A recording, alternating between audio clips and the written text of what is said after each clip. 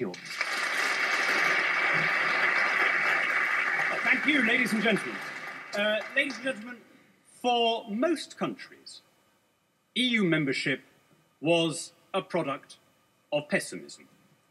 A confident, optimistic country, a country like Norway or Switzerland, feels no need to trade in its present liberties. Certainly in our case, we joined at a moment of great despair. The early and mid-1970s were perhaps our lowest time as a modern country. Those of you who can remember will recall what it was like with the three-day week, with the prices and incomes policies. We were the sick man of Europe. We had double-digit inflation, constant strikes, trade union problems. And we looked across the channel. And it seemed to us that Western Europe had discovered something that we were missing. Between 1945 and 1973, the year that we joined, Western Europe had spectacularly outperformed the United Kingdom, had outgrown us for reasons which we can now see. We looked across and we thought, we need to hitch our wagon to that locomotive. My friends, our timing could not have been worse. We thought we were joining a growing and prosperous market. In fact, we were confining ourselves in a cramped and dwindling customs union. Far from hitching our wagon to a powerful economic locomotive, we shackled ourselves to a corpse. And we did so at the moment that the developing markets, not least those of the Commonwealth from which we had crazily stood aside, were beginning to take off. According to the IMF, over the next 5 years, the Eurozone will barely grow at all, but the Commonwealth will grow at 7.2% per year. That is the central fact of our existence. And here's the extraordinary thing.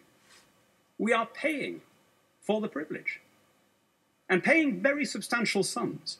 How can we sustain, morally or economically, a situation where not only we, but all 27 member countries are making difficult spending cuts at home, and every penny we save is being sent to Brussels? For what benefit? I'm sure we'll hear about peace in Europe. So what else have we got out of it? I won't even touch on the constitutional and democratic objections, the fact that our laws are now made not just by people that you didn't vote for, but by people that nobody voted for, by 27 unelected European commissioners, people who generally have to have lost an election before they're appointed to the Commission, a uniquely anti-democratic system. So let me instead ask you this. Is it possible to conceive of a situation where we could have the advantage of trade in Europe, of free movement of goods and services, while at the same time being able to lock in to those global markets?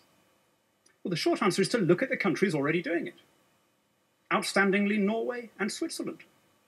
The two EFTA members, or the two large EFTA members, both of them are fully covered by the so-called four freedoms of the single market, that is to say, free movement of goods, of services, of people, and of capital. But they are fully sovereign democracies, and critically, they are able to sign free trade deals with countries outside Europe.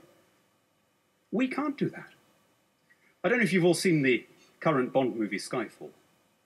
It's a rather touching moment where Judi Dench, playing M, quotes Tennyson's Ulysses, and she applies the words to our present condition as a country. Though we are not now that strength which in old days moved earth and heaven, that which we are, we are. We are the 7th largest economy in the world. We are the 4th military power on the planet. We're one of 5 permanent seat holders on the UN Security Council, one of the group of 8 industrialized nations. We are, implausible as it sounds, the 8th largest manufacturing economy in the world. Our language is the most widely spoken by the human species. We have unparalleled links with the United States, the Commonwealth, the rest of the English-speaking world. How much bigger do we have to be before we are able to thrive, running our own affairs in our own interests? Though much is taken, much abides.